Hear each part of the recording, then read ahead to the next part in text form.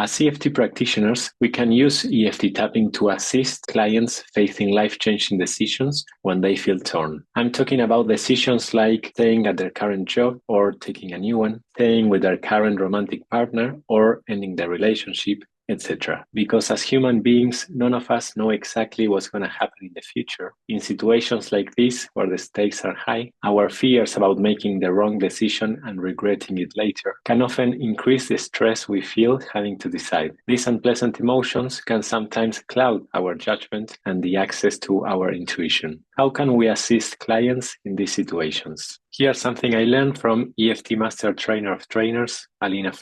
We can help them come up with a negative imagined scenario, taking any one of the paths available to them, and then diminish or release the unpleasant emotions or feelings that come up for them when thinking about it. And we can then do the same, imagining they were to take the other path. Let's use the example of helping a client who doesn't know whether to stay at his current job or take a new one. We could ask him, what negative thing might happen if you were to stay at your current job that would make you regret having made that decision? Let's see if we can help him come up with a specific scene. For example, I imagine myself 5 years from now talking to my wife who would like us to go on a vacation, but because I never got a promotion at this job, we cannot afford it, and I'm seeing the look of disappointment on her face. The next question is, what feeling or emotion comes up for you now when imagining this scenario? That's what you apply EFT on. A setup statement on the side of the hand could be something like, even though I feel powerless, imagining having stayed at my current job,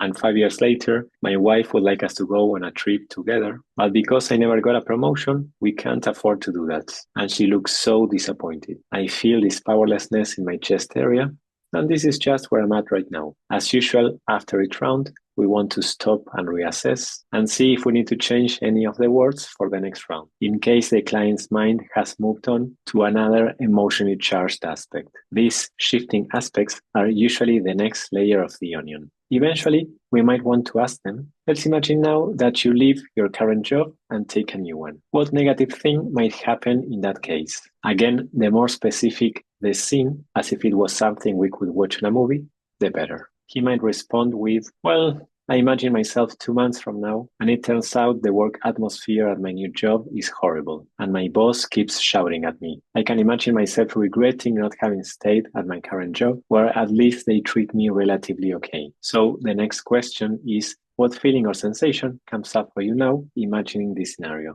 A setup statement on the side of the hand could sound something like, even though I feel frustrated, imagine myself 2 months from now after I took this other job, and it turns out the work atmosphere is horrible, and my boss keeps yelling at me. And I'm thinking I should have never left my previous job. At least they treated me okay there. I feel this frustration in my stomach, and this is just where I'm at right now. Clients often begin having empowering thoughts during this process. They might realize that with their skills, they could find another job relatively quickly if things don't work out, without having to wait 5 years. This might bring some relief and diffuse some of the pressure that they are feeling about making the right decision. In conclusion, as we help our clients tap on the different emotionally charged thoughts and feelings that come up for them, thinking about these negative scenarios of what might go wrong if they were to take either path available to them, they might start gaining more awareness of how they could prepare for these adverse circumstances and hopefully prevent them. As the emotional intensity decreases, they might gain more clarity about their heart's desire and in what ways they could reduce the risk of making the wrong choice. So that's it for today.